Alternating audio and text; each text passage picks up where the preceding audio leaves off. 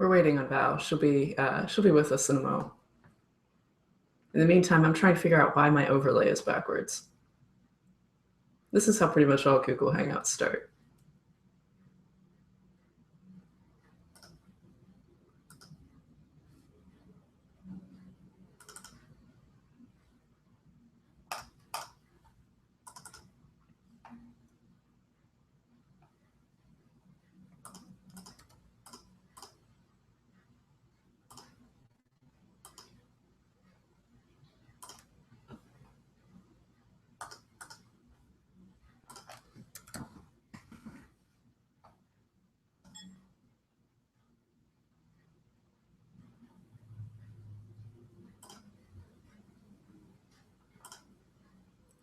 There we go. That looks much better.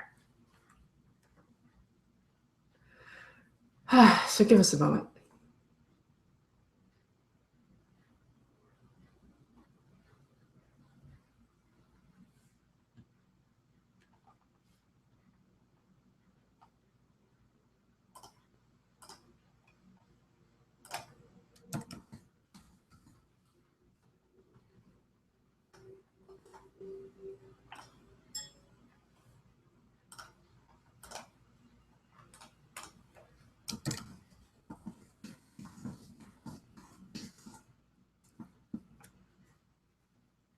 All right, she should be here in a moment.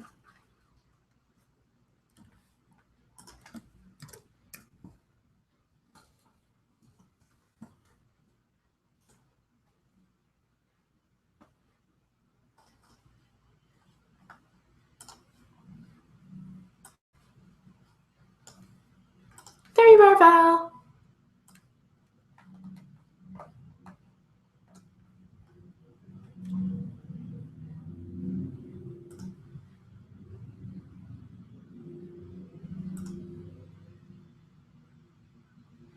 If you're there, we can't hear you. I'm not sure if that's on purpose or not, though.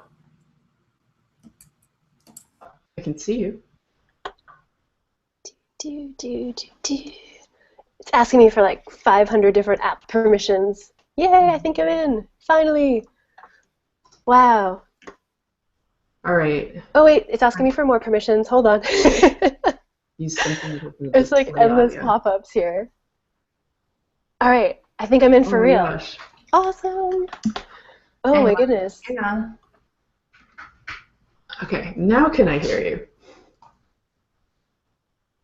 Say something to me, Val. Can you hear me now? I can hear you.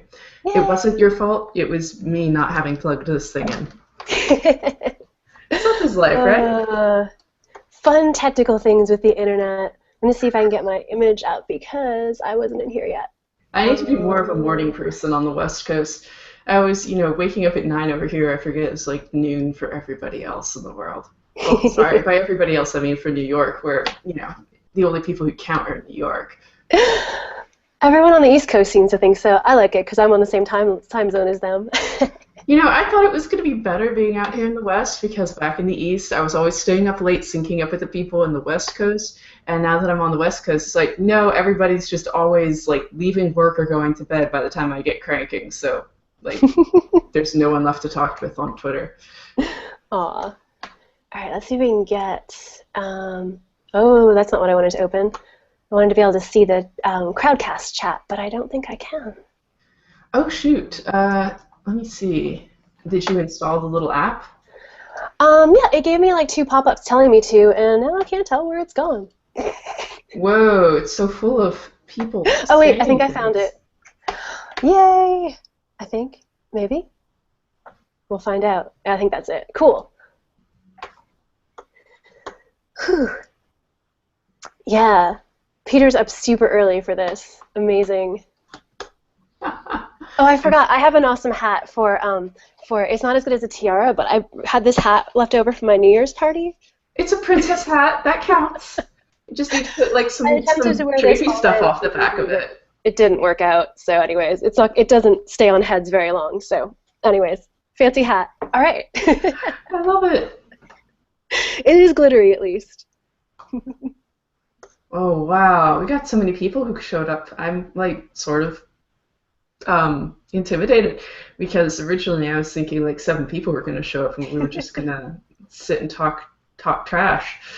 But no, this is like an audience. Yeah, it's pretty awesome.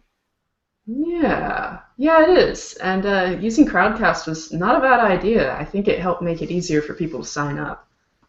Made it harder for me to get in though, so I'm not sure about it. Well, to be honest, I think all Google Hangouts are hard for some of the speakers to get Mm, into. I always forget, oh yeah, the first person in has to invite everybody else in. yeah. So let's see. Well, we should start, I suppose, with a typical introduction so that people like not make the assumption that everybody knows who each of us are. Yeah. I'll start. I'm Rachel Neighbors. I used to be a cartoonist, and then I ended up in front end development, and I've recently gotten back into digital storytelling with the advent of all these cool new ways to animate things without using Flash. So I quit my job and now I travel the world and I speak about using animation and how you can apply the lessons from animation to building your user interfaces, etc. And now, Val. Let's see if this hat can stay on for the whole introduction. We'll see. I'll try really hard. I'm Val Head. I am a designer. I work out of Pittsburgh. I I guess I also quit my job, but it was many years ago. So I've been running my own studio for a while. I do a lot of design work for people, a few installations and interactive things when I get a chance to. And I also spend a lot of time traveling around teaching people about the awesomeness of animation on the web and UI animation and how fun it is to design and how important it is to design, which is probably my favorite thing to talk about. So it works out. Woo! I This is finally got awesome. off my So yeah, last night I ended up having an interesting conversation about the web animation API, um, and the overall specs production process because there was a post put up on Medium where someone was like, "Why do we have all of these working groups? Why don't we just make Apple do everything?" It's like, do you want to pay Apple to do everything? But so I was up late last night, so I'm a little groggy this morning. That's okay. I still think Peter has us beat when it is 5 a.m. for him, assuming I'm saying his name right because I'm terrible at pronouncing people's names correctly. I believe he's cool with the pronunciation being Peter from last time. What Awesome. was it? If that has changed, Peter, please correct us. So it looks like we have a few questions so far. And we also had a little list of things to talk about first while you guys were warming up with questions. So yeah, maybe we should take care of those and then we'll get questions. Sound like a plan? Yes. Cool. So I guess the first thing on our list, we wanted to talk about some of the awesome new animation controls and powerful thingamabobs that are showing up in browsers, like finally. Someone just posted in the chat a little ways up. I wrote a quick little thing yesterday about the new stuff in Chrome Canary. We can now actually like pause and play and slow down animation in DevTools, which is I'm thinking about all the hours of my life that probably added up that I've spent like changing the duration of things just to see what would happen or what was going wrong, and now I can get all those hours back. It's great. So those are super handy. And the nice thing is, I mean, it's only in Chrome Canary for now, which is, you know, kind of fancy brand new Chrome. But these things are coming to Chrome proper, and they're actually just a first step of the things they're working on, which is really the most exciting part, because it's about time this stuff showed up. And I know Mozilla and Firefox folks are adding some things as well. Yeah, so I think that's pretty exciting. And I will I'll just copy and paste Peter's link from before, and this is the link of what I was talking about. It's pretty cool stuff. You guys should check it out. So I have to know, is my title card on backwards? Yep, it's reversed. It's reversed for us, but you want it to be reversed for you. Gosh darn it. Hang on a minute. Hang on, where do I go to fix it? Wine. After all of that trouble that I went through to reverse it because I saw it was on backwards. Very well. It's so confusing. Oh, man. Wow, there's a lot of morning people in the chat. Kevin really wakes up at 5 a.m. every morning? My goodness, I'm impressed. I could not do that. Kevin is a crazy guy. He works hard and plays hard. But yeah, that stuff is fun to check out, and it's really interesting to hear the things that they hinted at that at the Chrome Dev Summit, Developer Summit. What do they call it? The Chrome Chrome Developer Dev Summit. Summit, yeah. Yeah, and so it's really nice. I mean, that was only a few months ago, and they've already put it in something we can actually get at ourselves. So I'm excited to see that changing so quickly. And looking at the other things they've been hinting at of having some kind of like timeline editable controls, I'm pretty excited what's coming out the next couple months. I am too. I gotta say, I had a look at this at the Chrome Dev Summit, and I was kind of hoping for something a little bit. I don't know. I guess I was hoping for controls that were a little bit more,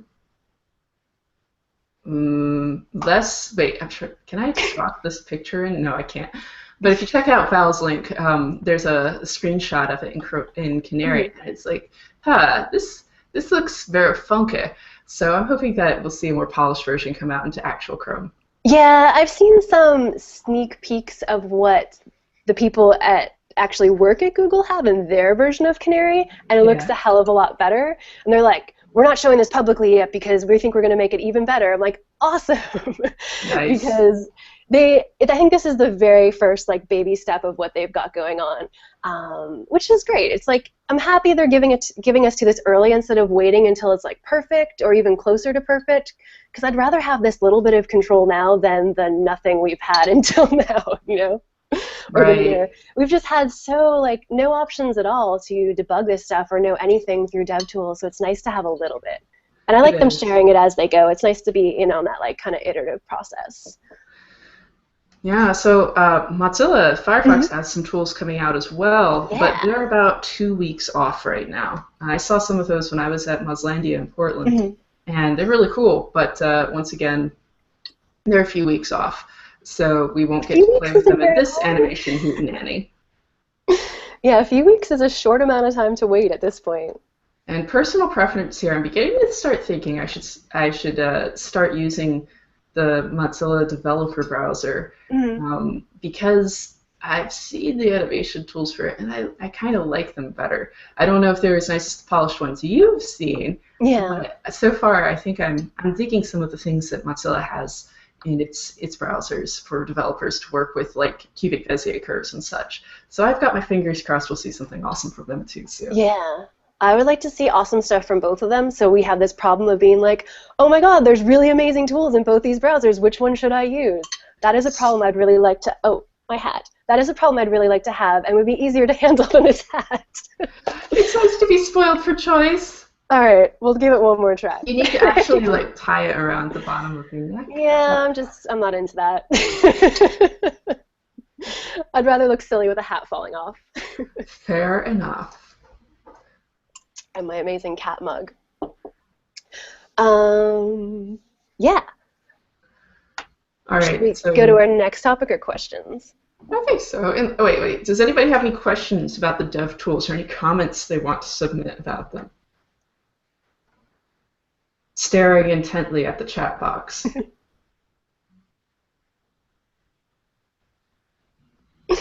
No, it's still all about being morning people. I haven't even had my tea yet. Oh, I have one. It's in this fancy cat mug. Highly recommended. I like that cat mug. I've seen it before. So next up, how web animations. It's can be a rather confusing term. Uh, Yeah. like when I say, web animation community, people will be like, are you talking about the API? Or are you talking about Mhm. SVG and Canvas and, WebGL as well? Because there are many ways to animate things on the internet. For that matter, animated GIFs. Mhm. GIF masters are part of the web animation community by some measuring sticks. Hey, they're making a huge comeback lately. They have to count for something. I know. If it weren't for animated GIFs, people might have forgotten that you could move things on the internet. Uh, yeah. I know I've run into this too. Even just yesterday, someone was like, "Oh, I've only done JavaScript. I've never done the rest of the APIs," because I mentioned Web Animation API, and I'm like, "Oh man, this term is so confusing." It's like they've kind of adopted this term for that very specific specification, which is great because it really is going to cover pretty much all web animation. But I'm But like, we've not already been using this for also with something else. Canvas, for instance, and it will True. have no boundaries Oh, in WebGL. yeah. So it'll cover a good chunk of it. It will cover the DOM-related animation. Yeah. It should probably be called DOM Animation API. That's just getting even bigger. Yeah. Because it's supposed to be the one API to rule them all and in the darkness bind them, combine SVG with CSS and CSS animations and transitions, and build a common framework, which is required for those cool tools that we just saw. Without the web animation API, there's no way for browsers to reach into the animation engine and manipulate it like it's time. I'm pretty sure that's what's making those controls work. Yeah, which is one of the reasons why we see Google and Firefox coming out with these new controls for like CSS animations and transitions. It's because those are the two browsers that are bothering to implement this API. Exactly. And you know, I wonder what it's going to be like when Internet Explorer and Safari play catch up, but we'll find out. Yeah, I'm kind of surprised. Well, yeah, I mean, Safari was doing, at least in the past years, the history of animation, like DOM animation, which I like that term, even though it is confusing. Like, they were like the first ones to actually do CSS keyframes and transitions like properly and well, and now they've just kind of been like, eh. Well, to be fair, a little known fact, there's so Smile, S-M-I-L, was that's the SVG animation language, had been around before CSS animations. For ages, actually. And it's interesting because the Safari team, when iOS is coming out and they're like, we got to get some animations into the browser, we don't have time to wait for the various working groups to chase each other's tail around in a circle. Boom, here's your syntax. Boom, here's the words we're going to use for the different properties. And they don't exactly line up with the ones you use with SVG, which means that the Web Animation API has this reconciliation problem where it's like, well, do we call this, oh God, I can't remember any of them. Val, do you remember any of the little discrepancies between what you call it with Smile and what you call it with CSS? There's so many of them. Like I feel like iterations is called two different things. Maybe, I don't know, or like repeat or something. There's some weird thing. Yeah. There's like a million things that like one of them has an S and one of them doesn't, and you're like, really? Yeah, so this is an issue, and I don't even remember where I was going with this train of thought, but it was Safari was kind of banking on that, I think. They were busy developing that while this was coming up, maybe? Or they're... Safari wanted that, so they just kind of, like, we need this. We don't have time to wait for y'all. They railroaded it in. And then they kind of were like, we got what we want, peace out. And that sounds very Apple-like, doesn't it? Well, something I noticed going to Chrome Dev Summit and Mozlandia and having been to these things is that we often, as web developers, as web people, we're like, where's my spy camera? You know, that episode in Simpsons where Bart orders a spy camera and the mail lady brings it. He's like, where's my spy camera? And she's got all these other problems. She's just like, here's your spy camera. So we are in web development and we are like, we want that spy camera. Where are my specs? Why don't I have a good picture element? You can't do your jobs. But we forget that the people who build the browsers don't always have the same goals that we do. For instance, Google has an entire profit margin based on people using the internet, not using apps, not buying apps, but using the internet. Ads pays for everything. So Google has they need to make money. They have a vested interest in keeping the internet a place people want to be, so that as soon as people open their computers, it's not that they're opening software, they're opening a browser, and they're going to go consume some internet, thus giving Google money. They make a profit, and they can shunt a lot of their profits into developing this thing. It's like the money they can throw at Chrome is really nothing compared to the money that they make overall. Now compare that to Apple's business model, which is very, very different. Yes, it's about selling software and hardware and apps, and they care about the internet in as far as you should be able to enjoy using the internet on Safari, but they don't care about the internet as being a replacement for apps or a common language for people to build apps in with HTML and CSS. That doesn't align with their business goals. It's not just you can even tell that from the way that everyone's big thing when they're talking about responsive design is like, oh, but Apple.com isn't responsive. Apple's site's not responsive. And it's like, yeah, that tells you a lot about how they think of the internet and what the internet is to them. Like that says a lot. And Yeah. they approach it differently. I mean, there was a time when people were, like, not too many years ago, when people were having a bit of a discussion about, is the internet going to increasingly become just a bunch of linked documents that people access when they're not using apps, like a glorified Wikipedia? Is it going to regress? I don't think that's going to happen so long as Google is here. But I would like to also clarify that this isn't to say that the browser developers at Apple aren't like some of the best people in the world. Oh, they've still got tons and tons of really smart, really impressive people. It's just different business goals.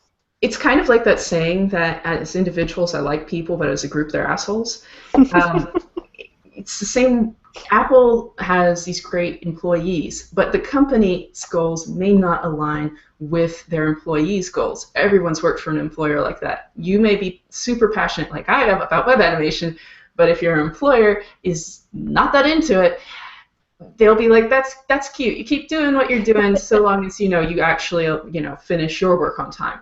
So yeah, you got to keep that in mind, that these companies they have their own agendas, and you shouldn't just take it as a given that the first thing they're interested in is making your life as an animator or a person who plays with it better. So it's all very interesting to take these things into account. Yeah, it's and as much as it'd be nice if they all just kind of agreed and did the same thing, I think we're better off that they all are approaching this from different angles. Because if they were all just like, let's all do exactly the same thing, like competition is good. Having other people doing the same thing you're doing slightly different ways, especially when it comes to like these huge companies that are making browsers, that's pretty important. It is. There is some concern. I mean, I've heard some concern that it's scary when Google is barreling ahead on specs and things because it's got so much muscle invested. Like, how will other browsers keep up? Microsoft has, I've heard, been increasingly going from neutral to web positive. Yeah. And they've just joined up with I believe that now that Mozilla has cast off the shackles of Google Financedom and partnered with Yahoo and Microsoft or something. Do you know the details on that? I don't. Not specifically enough to like talk about it. I've heard lots of miscellaneous things, but I've always just kind of been like, okay, cool. I think that right now people are very aware that Google's been providing a lot of the fire to make the steam, and people are looking for other sources of heat to push the web forward, as it were, simply because it's dangerous to have one company backing so much of the research and implementation. Just because you never know what happens if they would withdraw their support or, completely decide, you know what, browser making is stupid. We should really be doing apps too. I don't think that will happen, but if it did happen and you were solely relying on them for all of, your research money, that would be bad. Yeah, no, it's definitely need that competition, but it also gets into lots of politics, which I don't think we want to get too much into because it's not so fun. We've already talked about politics. I think it's enough for one hootenanny. I know, exactly. Like, the politics of things, necessary evil, I guess. It looks like Peter has just mentioned the CSS versus JavaScript's performance debate, and then he says he is against it because both are great for certain things. Yes, I would agree with that. I think that, it's a tough argument to make because how do you really compare apples to apples on this stuff? Because, like, one's a markup language, one's a programming language. They both get handled totally different ways by the browser. And also, JavaScript in general, just the speed at which you can do stuff with it it's changed a lot over the last few years, few months even. It just seems to get faster and faster.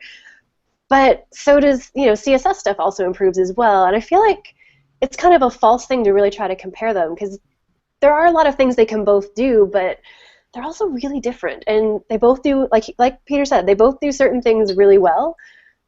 So, I don't really get the whole fight, I guess. It's what it comes down to. It's like, why does one have to be better than the other? Can't we just have both? and be like, awesome, more stuff for us.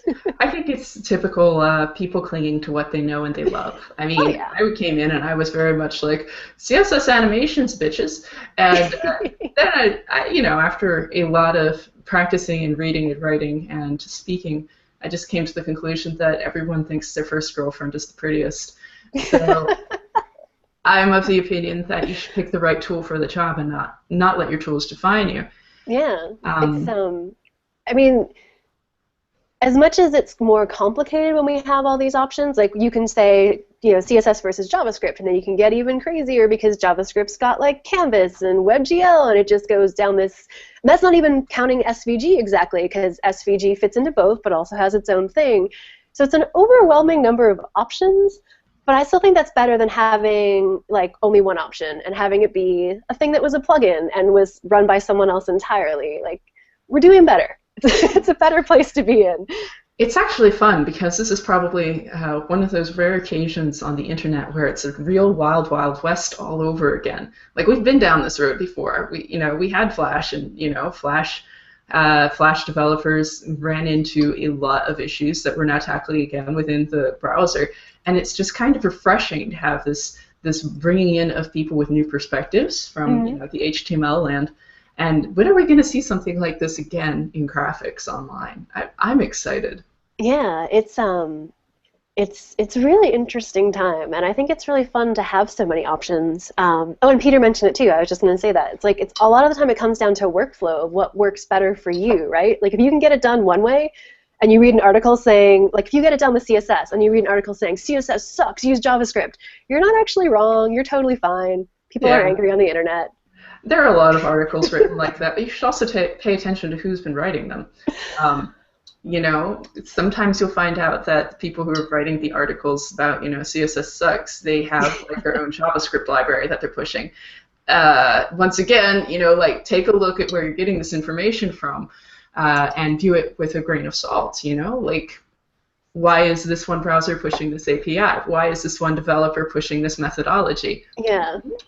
There's some interesting tie-ins there, and it's like also there's just a huge overlap of things they can both do, and I don't know, I feel like it's a waste of time to argue about which one's better, but the internet loves drama. I mean, I'd rather just look at really cute cat pictures, but some people would rather write angry articles about why your technology sucks and theirs is better. Oh God. The nice thing about the drama is it does at least get some egg on somebody's face somewhere. And then you find, like, I was at Chrome Dev Summit, and everybody there was talking about like 60 frames per second is going to be a thing.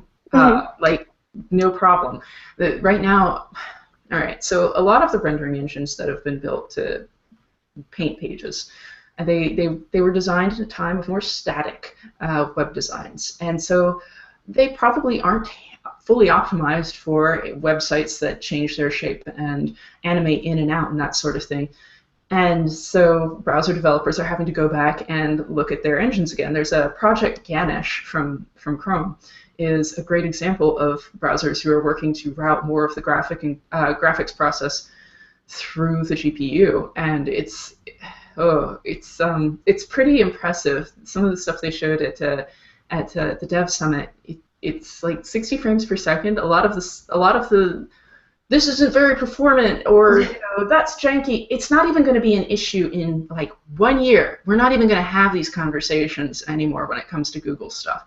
We might still have these conversations when it comes to Safari, but we won't be having these conversations when it comes to Chrome or when it comes to Chrome on Android devices. And we've already seen that in the past, right? Like a couple of years ago, or maybe I'm getting my times wrong, who knows? But sometime in the past, there was this ridiculous like black flicker you'd always see anytime you use a transition or animation in like Chrome.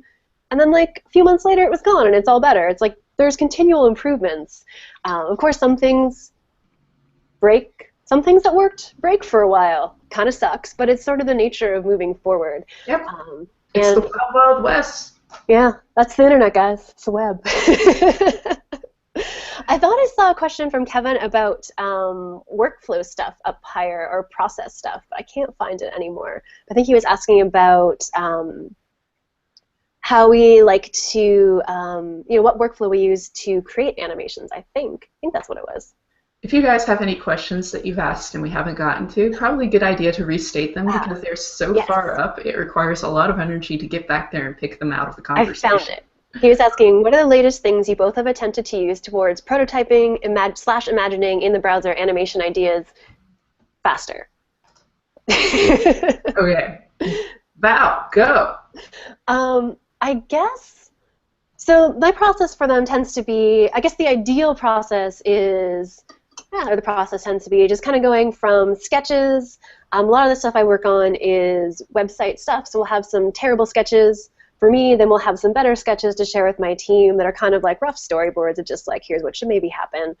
And then kind of get those storyboards into like element collages when you're working on the rest of the design. I think that's really important to get that in there, to be starting to talk about motion at the same point in time you're talking about color and typography. Like, that's when we should start talking about it. Somewhere in there's usually some strange acting out in meetings for clients and or team members, whichever.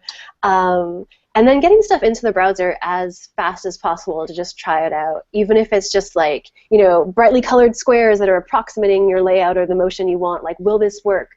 Will it work from a technical standpoint? And also, does it work? Like, does it feel right to use it? Does it feel like it's, you know, going fast enough, responding to whatever input and stuff you're doing? You know, that testing that out is really impossible to do without being in the browser. And I tend to do it all just with, like, if it's up to me, I tend to do that just with straight up code stuff. Maybe making some kind of little like motion prototype first, depending on how complex it is. But most of the time, I've just been heading right into the browser after storyboarding stuff, with maybe a tiny little motion prototype if I'm working with someone who, depends how big your team is, right? Like, if you have a small team, talking about it a lot can get you really far. If you're working with more people, sometimes you need that very specific thing to be like, look at this thing, here's what I'm thinking. But I like that process. It's been working out well. And just a lot of iterating, really, is what it comes down to. So for myself, I pretty much do the same thing. I start with sketches, move into storyboards, and then I go straight to code. But you have to remember that most of the projects I work on with myself. So it's more of documenting the process than it is communicating to other people.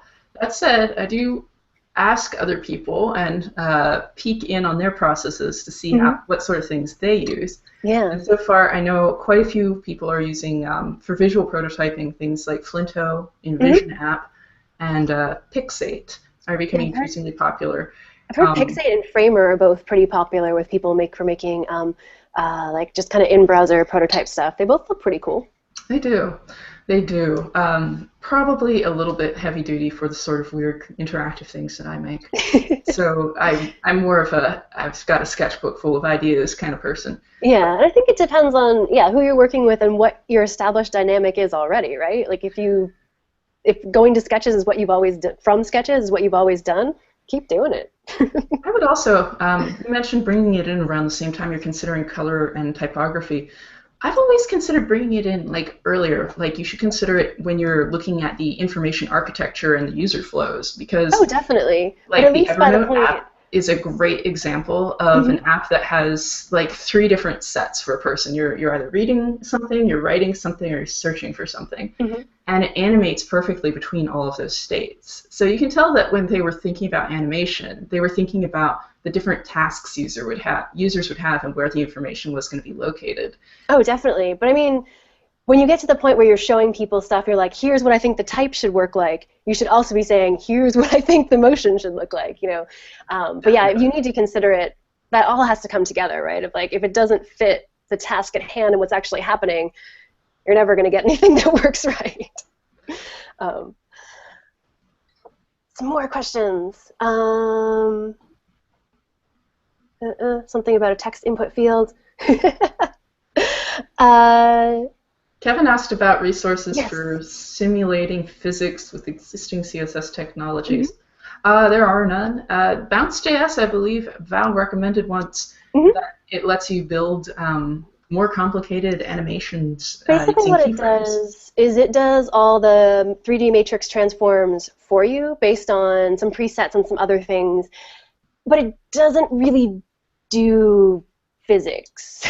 You can basically kind of pre-write a set of physics-like motion, and it'll do all the hard math for you, because don't do matrix math in your head. That's just insane. It'll do that for you, and what you get played back is going to look bouncier and stretchier and look more physicsy, but it's not really simulating physics, because you can't do that with a markup language. It's not declarative like that. Right. Also, it's a DOM. Like where when we talk about physics engines, we tend to be talking about things like a game development platform. For instance, Unity has a physics engine, and you can apply physics with it. Unity is a game development platform that also exports to HTML. So it's really cool, and it does have physics options. But as for adding physics onto a web page, that is a horse of another color, and I don't think we'll be tackling that with browser APIs in the near future. There are a couple of decently lightweight JavaScript libraries like Velocity that will allow you to kind of do some like springs and that kind of thing. So it gets much closer to like proper physics engines, and that's pretty cool. But depending on who you ask, some people may argue that's not physics either, but whatever. I think it's pretty darn close, depending on what you're trying to do. Oh, you still have to like actually tell it, like, you know, the start state and the end state. It's not like you define gravity 2 times out of Earth. There's no way you can do that on a web page. You can do things like adjust the spring values and that kind of thing, but yeah, you can't give it this like autonomous knowledge of what it's doing. You're still telling it where it's going to end up. It's just doing it in a more physics-like behavior. And that was Velocity JS I was talking about. And there's a couple others that do it too, which is nice. It's nice to see that being recognized as like, that's something that I like, that people are recognizing the difference between like cubic Bezier curves and physics stuff. Like they are different, and that's good to see. But yeah, you can't. The web is probably not going to turn into Unity anytime soon. I think what you're getting at is that we can imitate physics by carefully controlling transition rates and where and how we move things. Mm-hmm. But there's no drop-in library that's going to do that all for you. You very much still have to play God and hand tweak everything yourself to make mm-hmm. things reflect whatever physics you want. Be that, you know, that things fall faster toward the bottom of the page, or that they fly higher. That still very much requires our hands in it. And unless the browser turns into a game engine, we're unlikely to see it handling any of that stuff for us in the near future. Yeah, it doesn't feel very browser-like yet, but who knows what happens in, like, I don't know, decade from now, maybe everything will be, but not anytime soon. So, what is the current wait, what is the next question? We have a list. Yeah. I thought you were like all prepared and reading one. I'm like, what is she reading? I don't see that anywhere. I thought there was another one just to. The web animation spec and its current status. Mm. What is? Yes. So the web animation spec, in case it hasn't been made abundantly clear, it's the spec to rule them all that lets browsers reach in and tweak CSS values and values on SVGs to move things around, DOM elements around on the page. It is not a library for manipulating canvas. It is not tying into WebGL, and it is, what is the third one? Request animation frame? No, I think that's being wrapped up in it too. Yeah, I'm not entirely sure exactly how much is going to get tied into it, but for right now I know it's not, but yeah, it's probably not on your list. Anyways. So let's see, yeah, and some people are like, oh, is web animation supposed to be a GreenSock competitor? GreenSock being a library that is a tweening library that was originally written for Flash, which was rewritten in JavaScript and now useful. It's kind of like a more powerful version of Velocity.js. That's just totally paraphrasing it, so you should do your own research. But the point is that the web animation API will not be replacing or expect to replace any of those. If anything, it's hopefully going to be a technology that those libraries like Velocity and GreenSock can use to increase and improve their performance. It's essentially, the way I kind of think about it is it's essentially like lower level than those libraries, right? It's kind of like collecting up all the stuff we've got and making it play together better on that like browser level. And then things like libraries like GreenSock that do a heck of a lot more when it comes to, you know, all this library stuff and helping you out more. that's still like they both exist together, and one's just actually I think one's making it even better, right? Like if you have the web animation API, it's going to be even easier for GreenSock to do stuff well, I think. Hopefully it makes less work for them. It seems like it should. I think that's very much what the web animation API spec authors want. Mm-hmm. I enjoy playing around with it, but let's face it, animations are so complex. You do need libraries to kind of wrangle them, as it were, to build individual physics engines for web pages. It's nice to have the option to not need to like dive into a crazy huge library if you want to add just a little bit of motion. Yeah, or a callback. Yeah, and it's also really nice to have the option to have this whole library made for you if you're like, oh man, I need to do this complicated stuff. I don't have to write it myself. Awesome.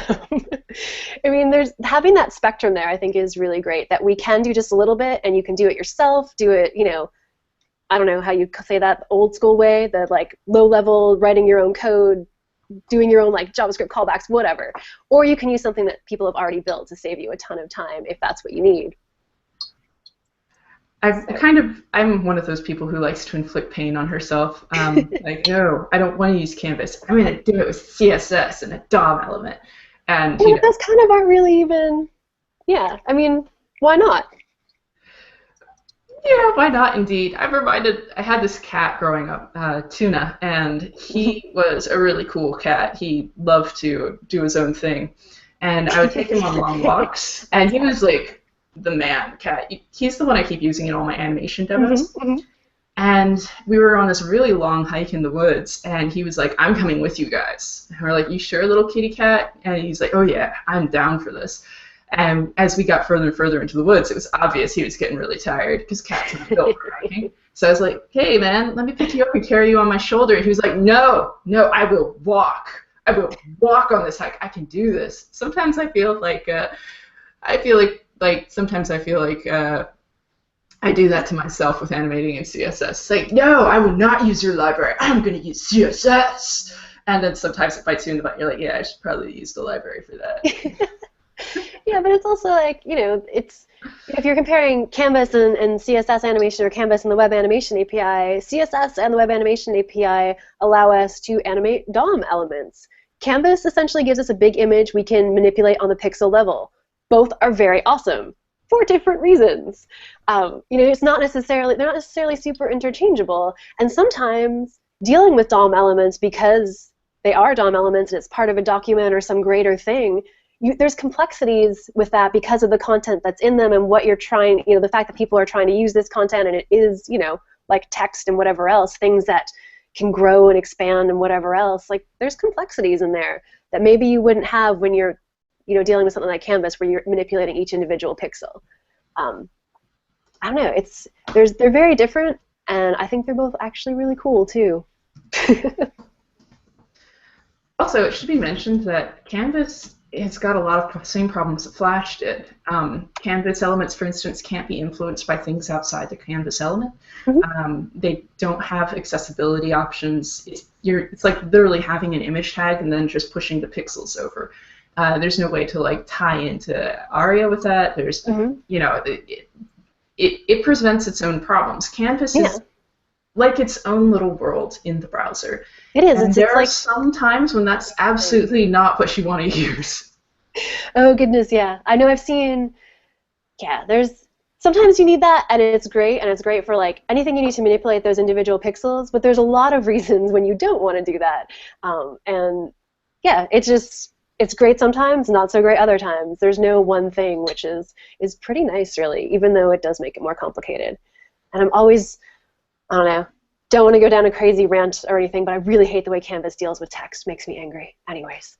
A heads up from our chat. It looks like Peter just mentioned that GreenSock has a Physics 2D plugin that lets you define gravity, velocity, and acceleration. So Nice. maybe having a physics engine inside the browser is closer than we thought. Yeah. They did some great physicsy stuff with when they had their like Flash library or whatever you call it, but then the Flash version. So if anyone's going to do it well, I'm sure they will. Yeah, it's interesting. There are a lot of people who are in the web animation scene, but these guys seem to have been sticking it out the longest. Mm-hmm. And they're very, very vocal too, which can be useful. I think it's good. I mean, the more if all this stuff was out there and no one was talking about it at all, and browsers were like, hey, you can animate with CSS, and it was like, crickets, you know, we would never see any improvements. So even though there are a lot of things about all these technologies that aren't perfect, the fact that people are trying to use them and we're talking about them and hoping for better things, that's the reason we're getting better things. If we were just like, that sucks, I'm done with it, nothing would ever improve. Yeah, there's a place for smack talk in the community. I think, if there's things... It does get tiring sometimes. Yeah, we need to be honest about the good things and the bad things about each thing, right? You can't be like, just as much as you can't be like, all the other technologies suck, you can't be like, mine's the best ever, I don't want to hear anything bad about it. Oh. Oh my god, yes. And this is something I have to remind myself of every day, because, it's easy to get into that us versus them kind of thinking. Yeah. It's like, no, this is all of us together. Don't be incooperative. Look for those common threads of interest. It's true. There really is a lot of common interest. I mean, the main reasons all of these, like, is CSS faster than JavaScript animations? I feel like the main motivation behind that is we want better animation tools for the web. And debating it and talking about it, even if sometimes it's a little ridiculous and dramatic, is going to get us to that. So it's true. That's the purpose. And, if enough people are complaining that they can't get to 60 frames per second when they're animating things in the browser, it does kind of behoove browsers to suddenly say, well, how much of this stuff can we pipe through the GPU? Let's handle this stuff better. Yeah, like maybe we should be doing something different. Yeah, people aren't using it the way you thought they would. Oh, time to play catch up. Yeah.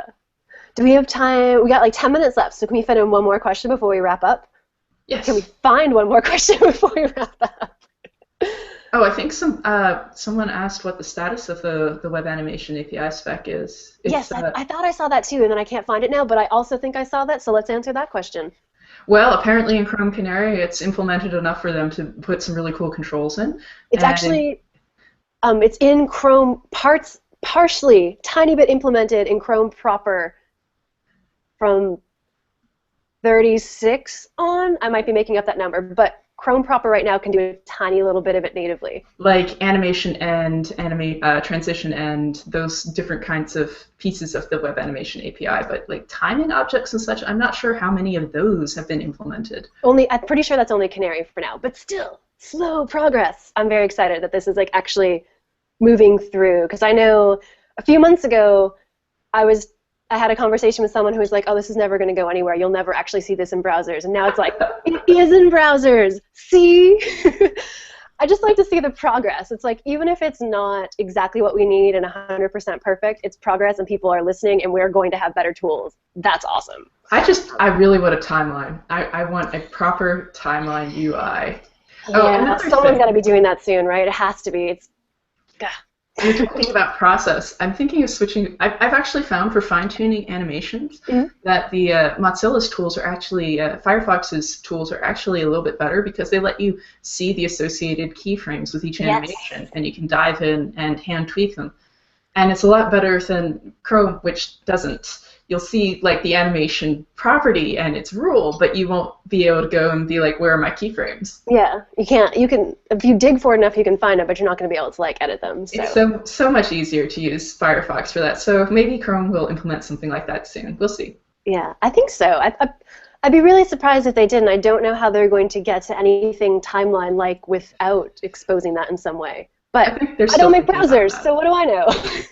Well, Paul Backhaus is putting in quite a bit of work over there on their UI as well, and he's the one who is responsible for their new simulator thing that does like different view screen widths, etc. And I think, fingers crossed, hope we're going to see some more UIs inspired by his work soon. I have my fingers crossed because I really like what he's doing. Yeah, I feel like the Mozilla folks have been hinting at this timeline stuff a lot longer than the Chrome people have. So I'm hoping that I don't know, one of them is going to do it, probably them first. I don't know what I'm talking about at this point. I just know the random things that are hinted at. I'm like, ooh, oh, did you say that? What does that mean? And this concludes our Web Animations Fantasy segment. We need like wobbly screen effects and stuff like that little like, I don't know, like And like a nice blur. Uh, Oh my God. If only we had a production crew. We could do so much with this. all these terrible ideas could come, could be reality. Oh goodness. Anyways. All right, so I think it's time to do some plugging. Yes, we All have right. 2 mailing lists to talk about. Yes. So to kick off the new year, I started my own little weekly mailing list called Web Animation Weekly. It's at webanimationweekly.com.